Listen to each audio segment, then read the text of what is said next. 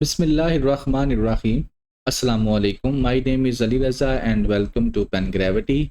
इस लेक्चर के अंदर बच्चों हम लोग डिस्कस करेंगे जो हमारा टुडे डॉन न्यूज़पेपर है उसके जो एडिटोरियल्स हैं उनका analysis with practice question. And today is 21 जुलाई 2025 और ये रहा आपका टुडे डॉन न्यूज़पेपर का एडिटोरियल्स और ओपिनियंस वाला पेज। और इस लेक्चर के अंदर मैं आपके साथ डिस्कस करूंगा आपके ये जो तीनों एडिटोरियल्स हैं उनको। ठीक हो गया जी। और बाकी जो आपका ओपिनियन वाला सेक्शन है, अगर इसका लेक्चर आप लोग सुनना चाहते हैं तो उसके लिए रजिस्ट्रेशन ओपन है, आप रजिस्ट्रेशन करवा सकते हैं, फोकल पर्सन से रब्ता कर सकते हैं। ठीक हो गया।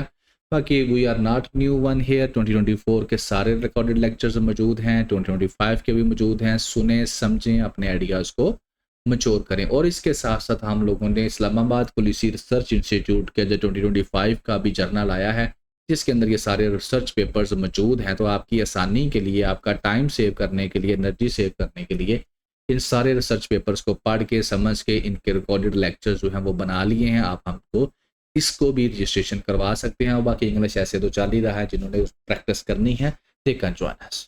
इन एरियाज़ में आपकी हेल्प करेगा। नए बच्चों के लिए बता दूं, करंट ग्लोबल इश्यूज़ की लिस्ट, करंट नेशनल इश्यूज़ की लिस्ट, हर एक लेक्चर का PDF, बेशक वो एडिटोरियल हो, ओपिनियन हो, डिस्क्रिप्शन के अंदर मौजूद होता है। चैप्टराइजेशन हम कर देते हैं। बाकी अब हम शुरू करते हैं आपके जो टुडे एडिटोरियल्स हैं उनको डिस्कस करते हैं। एडिटोरियल है आपका रेजिलियंस और रियोन। रेजिलियंस होता है रेजिस्टेंस, रोकना किसी चीज़ को। रियोन का मतलब होता है तबाह होना। रन होता है भागना, और यहाँ पर जो रन है उसका मतलब क्या है? तबाही।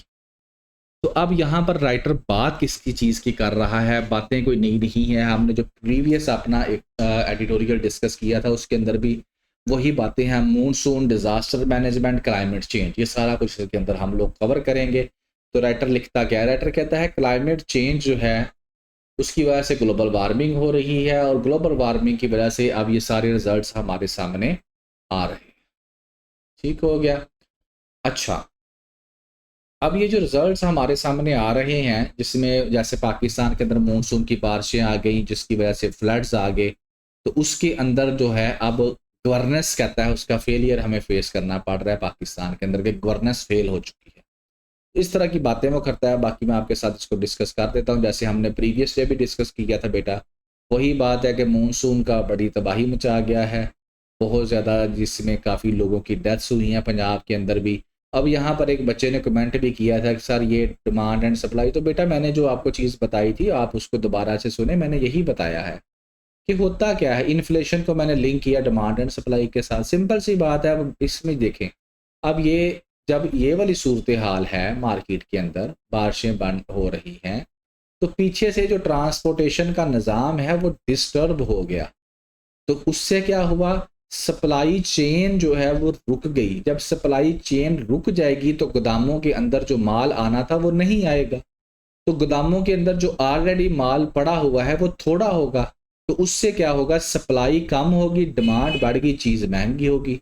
यही चीज़ मैं यहाँ पर एक्सप्लेन कर रहा हूँ। और यहाँ पर मैंने आपको यही चीज़ अपने प्रीवियस लेक्चर के अंदर बताई थी। तो कमेंट करने से पहले आप ज़रा गौर से सुना करें, समझा करें, और उसके बाद वेलकम हम तो कहते हैं, आप आएँ कमेंट करें, अच्छी बात है।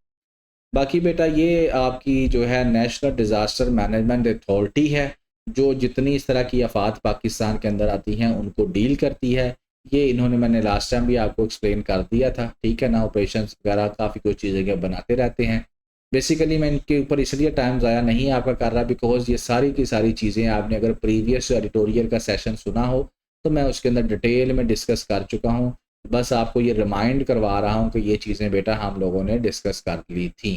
तो आज क्या है डिस्कस करने के लिए? आज डिस्कस करने के लिए ये वही बात है, मेन जड़ वही है हमारी, कि मानसून से बारिशें आई हैं और बारिशों से फ्लड आया है और लोगों की तबाही हो गई है।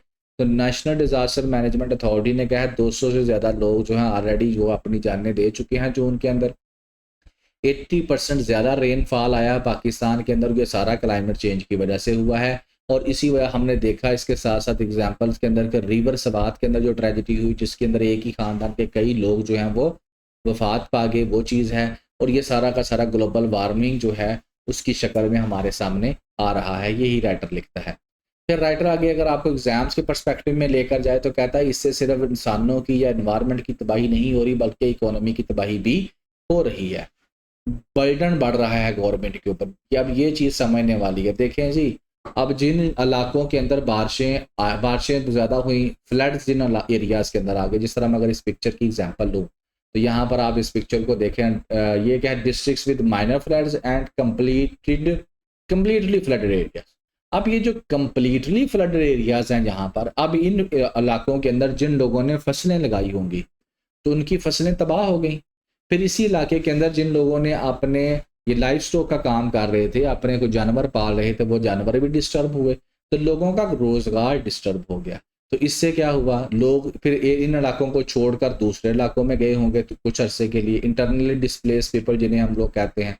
तो उससे क्या हुआ, लोगों की ज़िंदगी डिस्टर्ब हुई। तो गवर्नमेंट आगे आई, गवर्नमेंट ने आकर फिर उन लोगों का सहारा बनने की कोशिश की, तो गवर्नमेंट का पैसा भी खर्च हुआ और उसके साथ साथ लोगों का पैसा भी ज़ाया हुआ। तो इकोनॉमी के फील्ड के अंदर ये एक अच्छा खासा बर्डन डेवलप हो गया है। और बर्डन वो इसको इसलिए कह रहा है क्योंकि ये हर साल, दूसरे साल, हर साल आती हैं बारिशें, तो हर साल आती हैं। फ्लड्स, आपका भी पिछले फ्लड्स के नुकसान हमारे पूरे नहीं हुए और अगला फ्लड आ भी गया। तो ये एक साइकिल बन चुका है। और इसका ये नुकसान की वजह जो है इनएक्शन, एक्शन का मतलब होता है एक्शन लेना, इनएक्शन का मतलब होता है एक्शन ना लेना।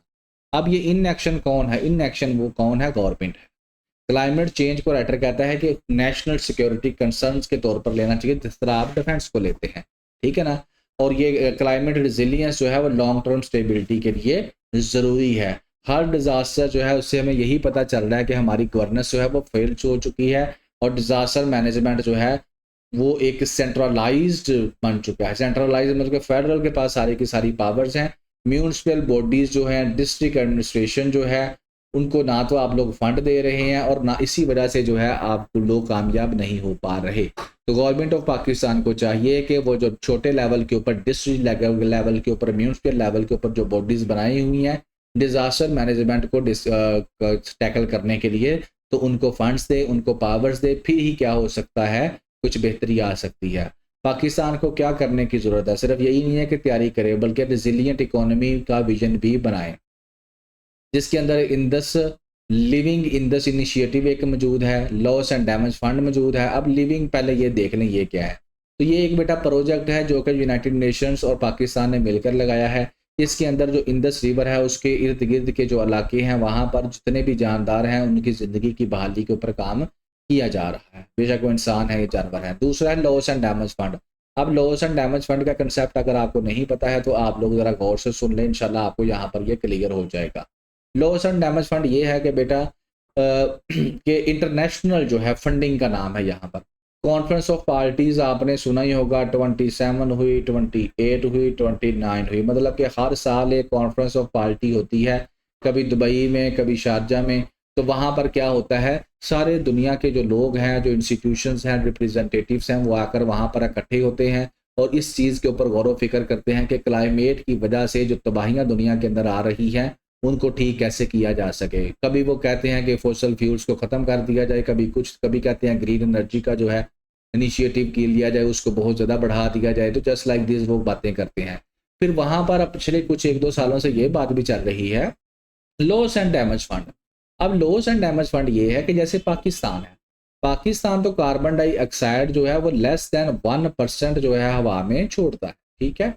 तो लेकिन जो मुल्क जैसे बंगला अपना आपका चाइना है, आपका जो इंडस्ट्रियल कंट्रीज़ हैं, वेस्टर्न कंट्रीज़ हैं, वो तो बहुत ज़्यादा धुआं हवा में छोड़ते हैं अपनी इंडस्ट्रीज़ की वजह से, और वो चीज़ें बनाकर बेचते हैं, दुनिया में पैसा कमाते हैं। लेकिन उनका धुआं ग्लोबल वार्मिंग की वजह बन रहा है और उनके धुएं की वजह से दुनिया जो है वो तबाह हो रही है, सैलाब आ रहे हैं, सारा कुछ हो रहा है। लेकिन वजह वो है और फेस कौन कर रहा है, पाकिस्तान। पाकिस्तान का कोई बीच में हिस्सा नहीं है, लेकिन तबाही पाकिस्तान में हो रही है। तो यहाँ पर बनाया गया लॉस एंड डैमेज फंड।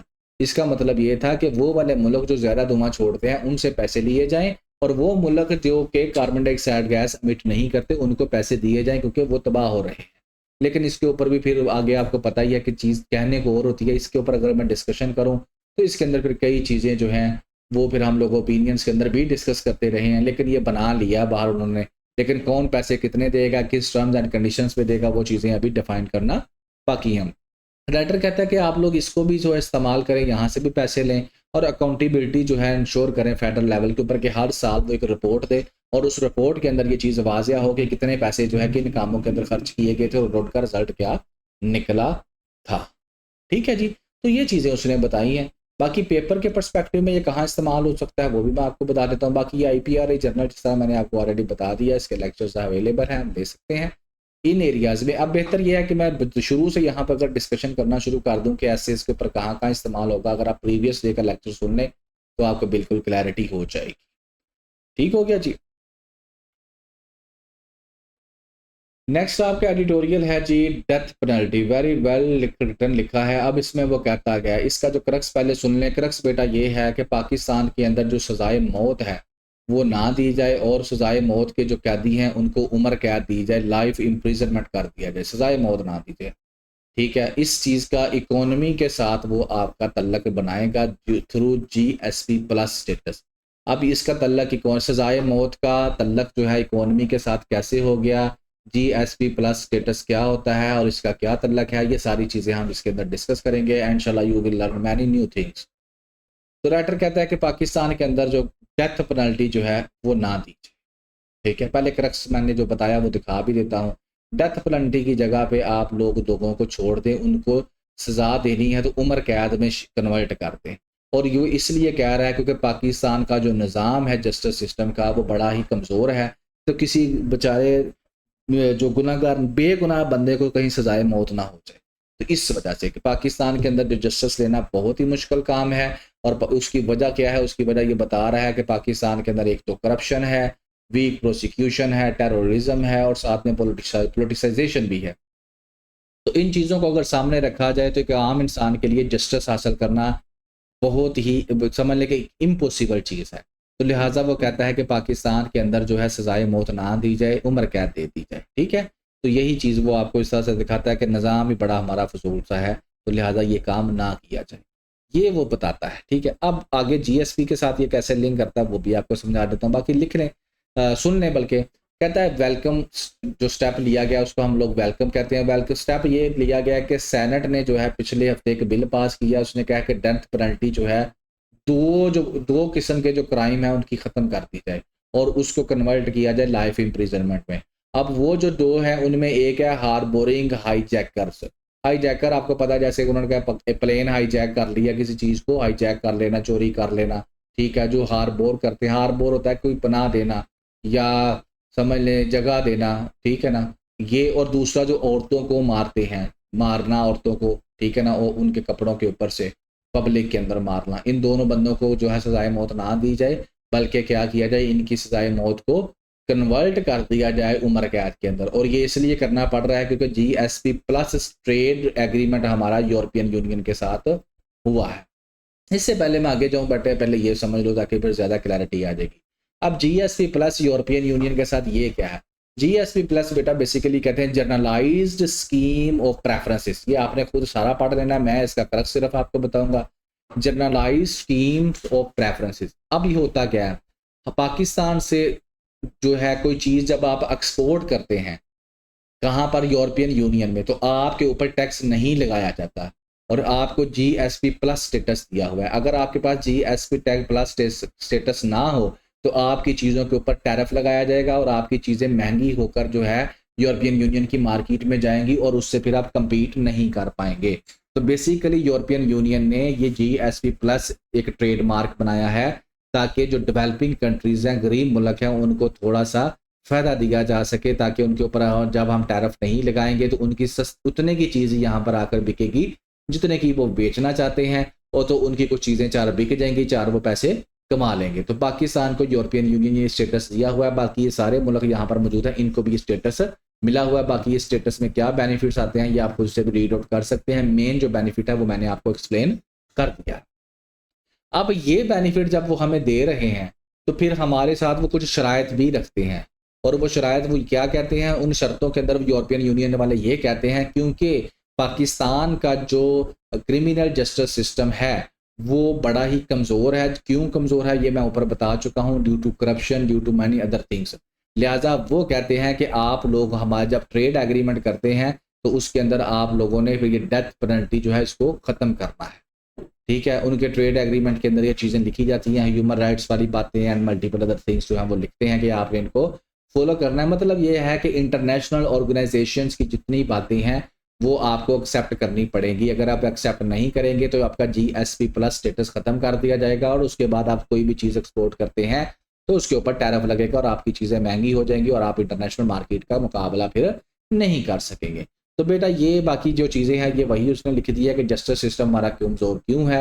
इसके अंदर वो कहता है कि इन्वेस्टिगेशन सही तरीके से नहीं हो पाती है हमारी, ठीक है ना, और lack of proper sentencing guidelines नहीं है हमारे पास। तो इन वजह से और भी मुख्तलिफ वजूहात हैं जिनके बाद जस्टिस सिस्टम कमज़ोर है।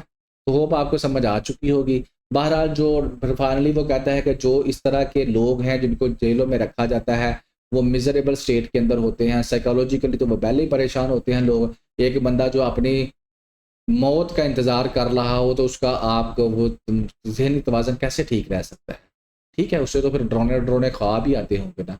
बाकी वो कहता है तकरीबन 100 ऑफेंसेस ऐसे हैं जिनके ऊपर अभी भी जो है कैपिटल पनिशमेंट सजाए मौत जो है वो अप्लाई होती है, ठीक है ना। तो GSP प्लस स्टेटस हमको जहन में रखना पड़ता है जब भी हम ये काम करते हैं। अब ये देखें ना, इसके अंदर आप लोग अगर इसी चीज़ को मैं एग्ज़ाम्स के पर्सपेक्टिव में लेकर जाऊँ तो उसको मैं कैसे आपके साथ डिस्कस कर सकता हूँ, उसको मैं आपको इस तरीके से एक्सप्लेन कर सकता हूँ कि आप लोग आज़ाद नहीं हैं। ऑटोनॉमी कहते हैं आज़ादी को, तो पाकिस्तानी आज़ाद नहीं है, ठीक है।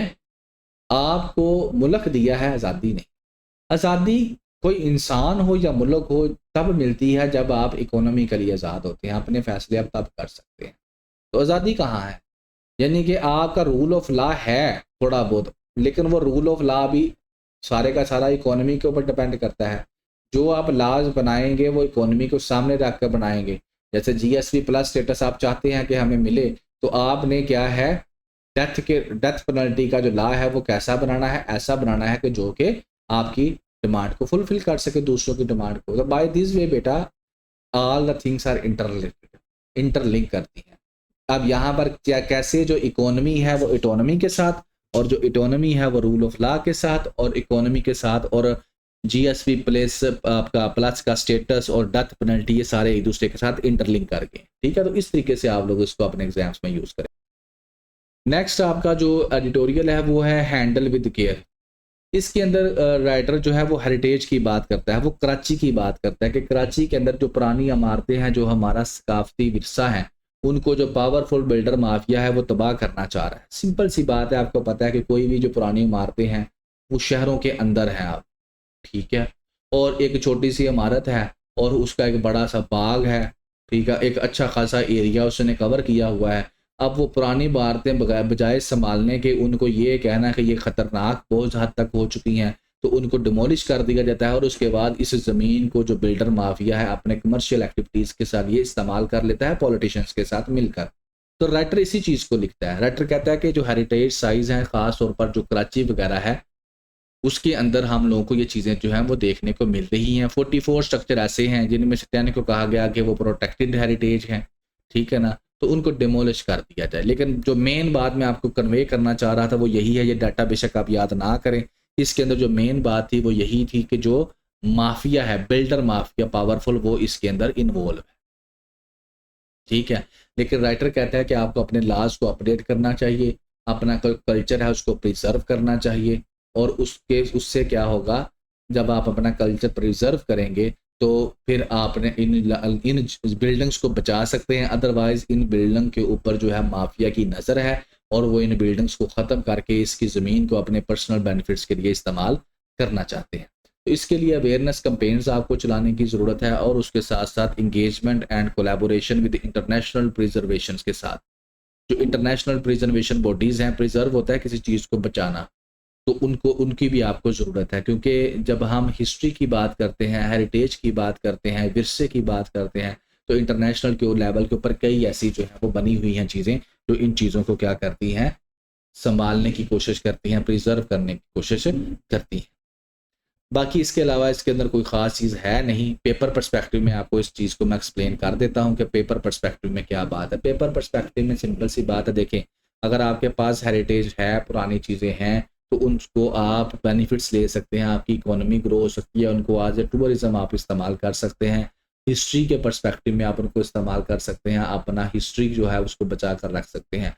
टूरिज्म क्या होगा, इंटरनेशनल नेशनल टूरिज्म होगा, वहाँ से मनी जनरेट होगी। आपके सामने एग्जांपल्स हैं, टर्की जो है वो एक बहुत अच्छी खासी अमाउंट जो है वो टूरिज्म से हासिल कर रहा है। तो बाय दिस वे आप इन पुरानी बिल्डिंगों का इस्तेमाल कर सकते हैं और पाकिस्तान की इकोनॉमी को ग्रो करने के लिए इस्तेमाल कर सकते हैं। होप आपको क्लियर आ चुकी होगी। बाकी जो ओपिनियंस की रजिस्ट्रेशन ओपन है, आप उसमें भी जो है रजिस्ट्रेशन करवा सकते हैं, और उसके साथ साथ इस्लामाबाद पुलिस रिसर्च इंस्टीट्यूट का जो मैगजीन है उसकी वीडियो लेक्चर्स मौजूद है, आप वो भी देख सकते हैं। Thank you very much.